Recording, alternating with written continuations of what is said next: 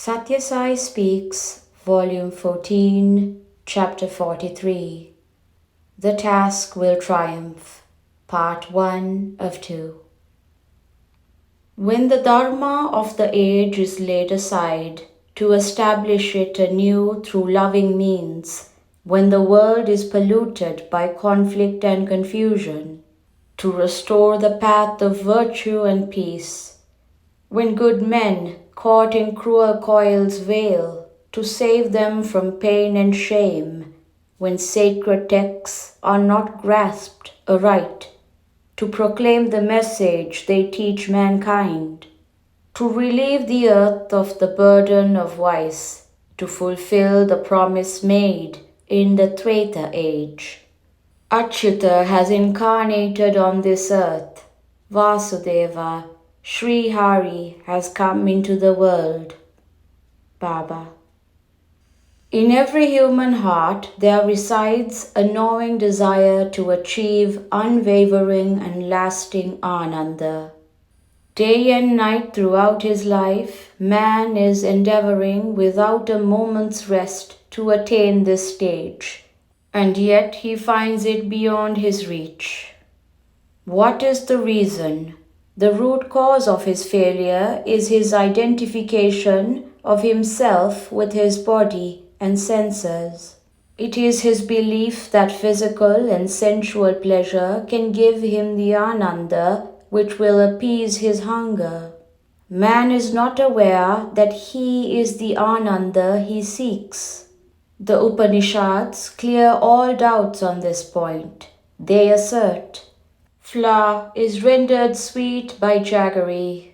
Flour, be it of rice or wheat or gram, is not inherently sweet, but when jaggery or sugar is mixed in it, the sweetness permeates all of it. The lesson the Upanishads convey is that the created cosmos is the flour and the divine principle is the sugar.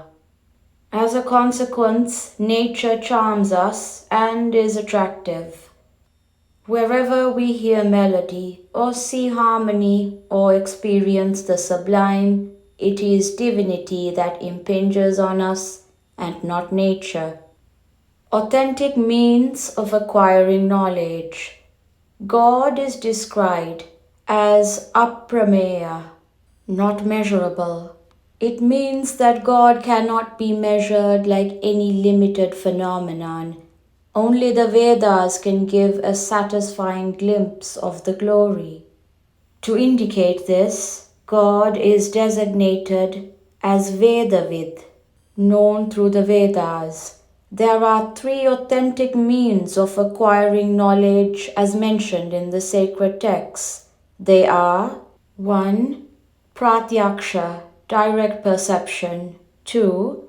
Anumana, inference, and 3. Shabda, authoritative voice. When milk becomes curd after being treated with yeast, one can see it happening. The phenomenon is therefore accepted as true, as proved by pratyaksha. When clouds of smoke rise from mountain ranges, one infers that the forest is on fire.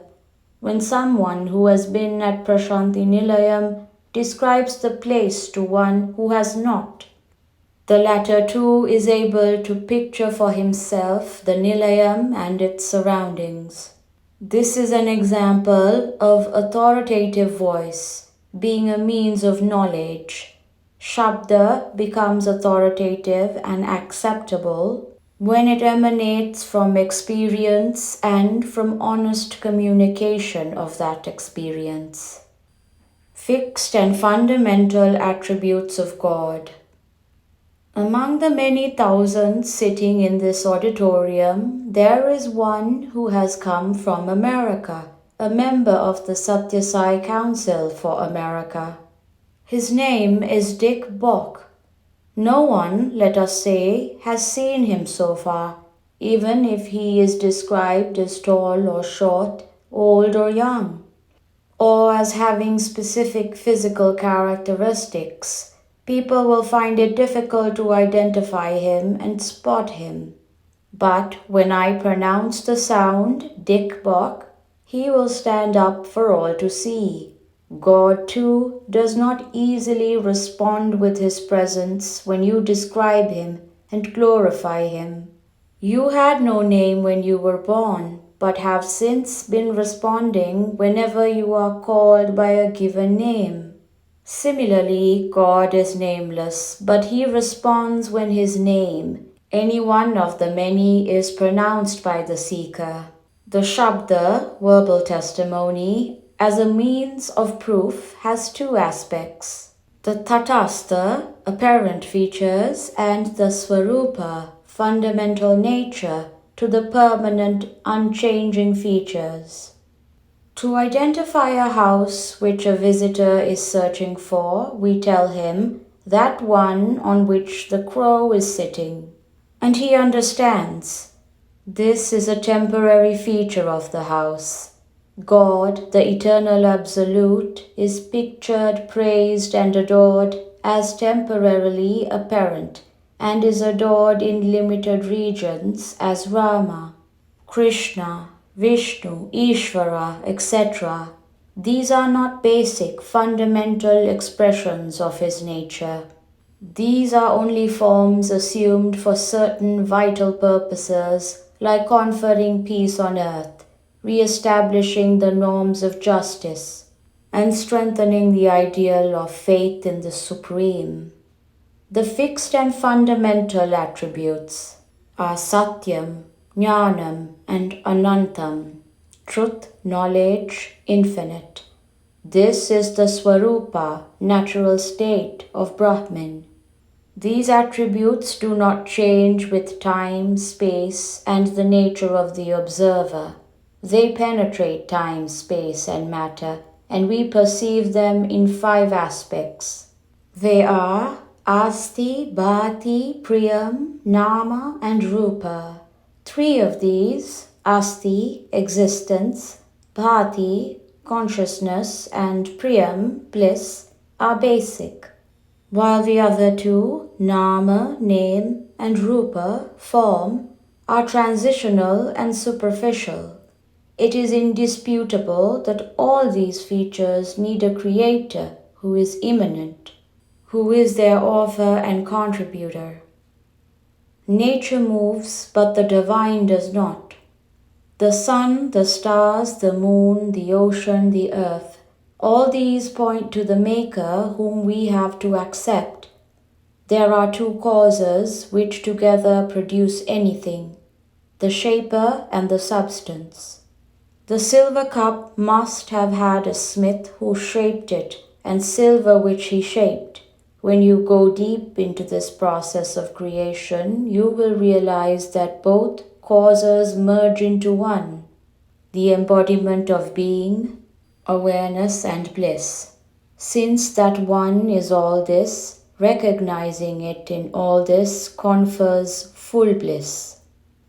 Every man yearns for only 2 boons, escape from sorrow and attainment of joy. When both are achieved, man is truly free. He has gained mukti, liberation. Not knowing the genuine implications of the stage of mukti, persons who pride themselves as atheists or rationalists declare that they are not interested in it. Mukti is the fulfillment of these 2 universal cravings of man. Texts and arguments have led man astray and blinded him to a reality. Do we reach mukti along the path of activity or of inquiry or of worship? The arguments shall only fog the issue. These paths merely cleanse the mind, clarify the intellect, and purify the emotions. If the Atmic, divine, core of all things and beings is recognized, Ananda will be ever present and full. The divine principle is the reality, the base, the essence, the ocean on which the waves rise and fall. Discard the name and form which rise and fall. and contemplate on the Asti, Bhati, Priya content in each cell and particle. Then you can immerse yourselves in Nityananda, eternal bliss. Ananda is omnipresent. One has only to realize its universality. End of part 1 of 2. Birthday message, November 23rd, 1979.